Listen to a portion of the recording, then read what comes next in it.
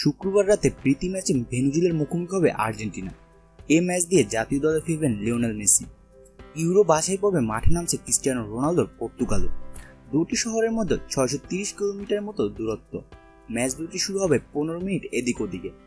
Match দুটির গুরুত্ব পার্থক্য আছে, কিন্তু দুটি ম্যাচই হয়তো ইতিহাসে থাকবে আলাদা গুরুত্ব নিয়ে। মাদ্রিদের ওয়ান্দা মেট্রোপলিটনেতে বাংলাদেশ সময় শুক্রবার রাত 2টায় আর্জেন্টিনার প্রীতি ম্যাচ ভেনেজুয়েলার সঙ্গে।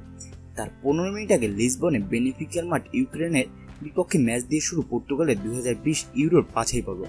এই ম্যাচ দুটি লেখা থাকবে আর্জেন্টিনার লিওনেল মেসির ও পর্তুগালের ক্রিস্টিয়ানো রোনালদোর জাতীয় দলে ফেরার ম্যাচ হিসাবে। রাশিয়া বিশ্বকাপের পরে আজই প্রথম তাদের জাতীয় দলে ফেরার আগে মেসি পেয়েছেন একটি দুঃসংবাদ। এই ম্যাচ দিয়ে বিশ্বকাপের পর আর্জেন্টিনার ফেরার কথা ছিল অ্যাঙ্গেল ডি মারিয়ারও, কিন্তু অনুশীলনে পেশিতে চোট পেয়েছেন পেজি উইঙ্গার। আর্জেন্টিনার টিওআইসি স্পোর্টস জানিয়েছে 4-2-3-1 বদলে 3-4-2-1 খেলাবেন। সবার সামনে ইন্টার মিলানের লাউতারো মার্টিনেজ, তার পিছনে মেসির পাশে প্রীতি মার্টিনেজ। দল তো সাজানো হচ্ছে, কিন্তু মেসি ঠিকঠাক খেলতে পারবেন? তিনি থাকার পরও আর্জেন্টিনার শিরোপা করা 26 বছরে গড়ালো। আর্জেন্টিনার জার্সিতে তাই মেসির জন্য চাপে, যেখানে সবসময় প্রয়োজনীয় সমর্থনও পাননি তিনি।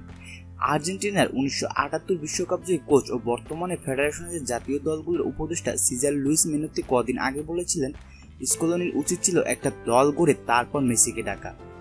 পরশু আবারও বলেছেন, চ্যাম্পিয়ন্স লিগের চেয়ে জাতীয় দলে খেলার সময় ওর মধ্যে মানসিক ক্লান্তি দেখে আমি। তবে ও যদি আর্জেন্টিনার হয়ে এখনই খেলতে চায় তাহলে ভালোই। তবে মেনোত্তি মেসিকে আলাদা করে ভাবলেও আর্জেন্টিনার লেফট ব্যাক নিকোলাস তাগলিফিও বলেছেন, মেসি এই দলে শুধুই আরেকজন খেলোয়াড়।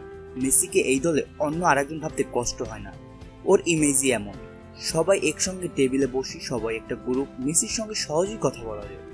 পর্তুগালের রোনালদোর ক্ষেত্রেও যা প্রযোজ্য। 2016 ইউরোর নায়ককে নিয়ে কিভাবে দল সাজাতে হবে তা অনেক আগেই কোচ ফার্নান্দো সান্তোসের ঠিক করে রাখা। তবে রোনালদো ফিরল আজ এবং সোমবার লিসবনে সার্বিয়ার সঙ্গে ম্যাচ নিয়ে সতর্ক সান্তোস।